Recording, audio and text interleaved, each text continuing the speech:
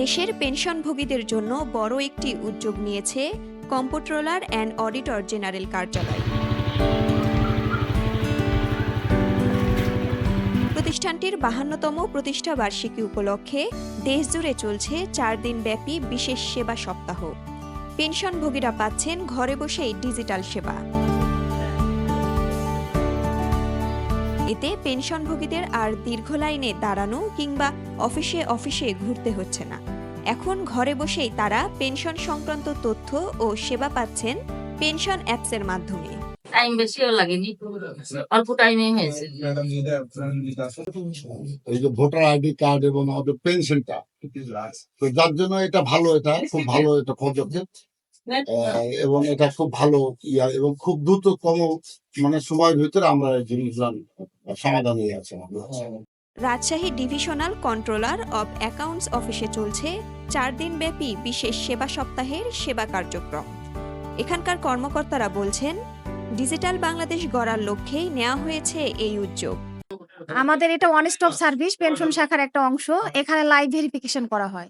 প্রতি 11 মাস পর পর এখানে সম্মানিত পেনশনারগণ আসেন এবং আমরা ডিজিটাল ওয়েতে ওনাদেরকে লাইভ ভেরিফিকেশন করে দিই। এখন আমাদের নতুন একটা অ্যাপস চালু হয়েছে যেটাকে বলা হয় লাইভ ভেরিফিকেশন অ্যাপস। এই অ্যাপসের মাধ্যমে ওনারা বাসায় বসেও করতে পারবেন। আমাদের মূলত এটা হচ্ছে ডিজিটাল বাংলাদেশের জন্য যারা সরকারি চাকরিজীবী অবসরে গেছেন তাদের 11 মাস পর পর তারা জীবিত আছেন না মৃত হয়েছেন তাদের একটা ভেরিফিকেশন করার জন্য এই উদ্যোগটা আমাদের বাংলাদেশ সরকারের।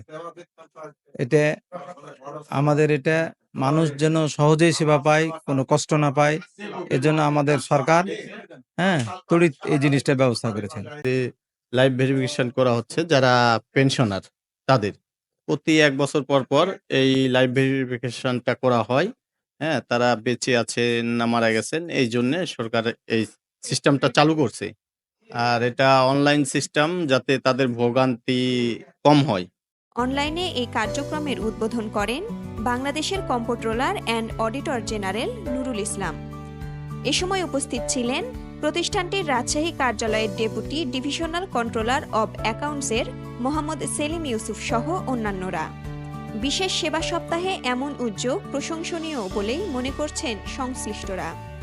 ডিজিটাল বাংলাদেশ গড়ার পথে এটি হতে পারে একটি গুরুত্বপূর্ণ পদক্ষেপ।